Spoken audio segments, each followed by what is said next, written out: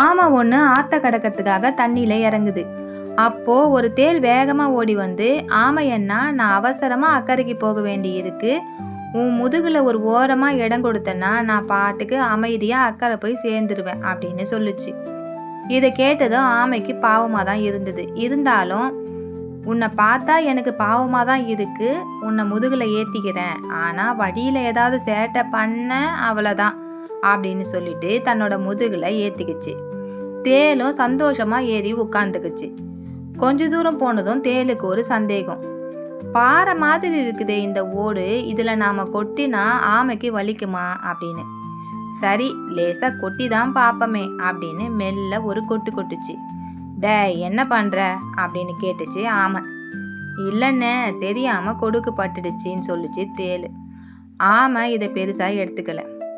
கரையை அடைய இன்னும் பாதி தூரம் இருந்தது. தேலுக்கு மீண்டும் ஒரு சந்தேகம். லேசா கொட்டினதால தான் ஓடு கொஞ்சம் கூட அசையலையா? கொஞ்சம் அழுத்தமா கொட்டினா என்ன அப்படின்னு கொஞ்சம் அழுத்தமா கொட்டுச்சு.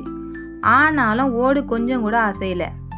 என்னடா உன் புத்திய காட்டுறியா அப்படின்னு சொல்லுச்சு ஆமை. அட இல்லைன்னு, கொஞ்சம் வழுக்குதுன்னு என்னோட கொடுக்கால அழுத்தி பிடிச்சுக்கிட்டேன், அதுக்கு போய் கோச்சிக்கிறியே அப்படின்னு சொல்லுச்சு தேலு. ஆமை தலையை அசைச்சுக்கிட்டே ஏதோ முணுமுணுத்துக்கிட்டே நீந்தி போயிட்டே இருந்தது. இன்னும் கரையை அடைய சில அடி தூரம் தான் இருந்தது.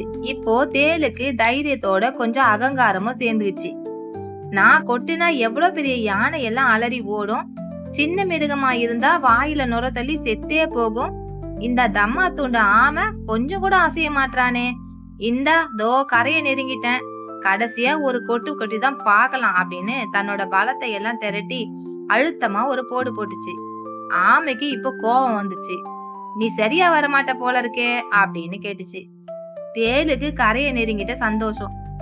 பிறந்த நாள்ல இருந்தே கொட்டி கொட்டி பழகிட்டேன், இந்த 10 நிமிஷ பயணத்துக்கெல்லாம் பழக்கத்தை மாத்திக்க முடியாது, இது பழக்க தோஷம், நீ தான்ப்பா கொஞ்சம் அனுசரிச்சு போகணும் அப்படின்னு திமிரா சொல்லுச்சு. ஆமா சிரிச்சுக்கிட்டே சொல்லுச்சு. உனக்கு இருக்கிற பழக்க தோஷம் மாதிரி தான் எனக்கும் ஒண்ணு இருக்கு, அது இதுதான் அப்படின்னு நீருக்குள்ள மூழ்கி எழுந்தது. எழுந்து பார்த்தா முதுகுல தேல் இருக்குமா? இல்ல, அது செத்து தண்ணியில மிதந்து போறத பார்த்தது. இந்த கதையில இருந்து நம்ம என்ன தெரிஞ்சுக்கலாம்னா, மத்தவங்க உதவியை எப்பவும் நம்ம சோதனை செஞ்சு பார்க்க கூடாது.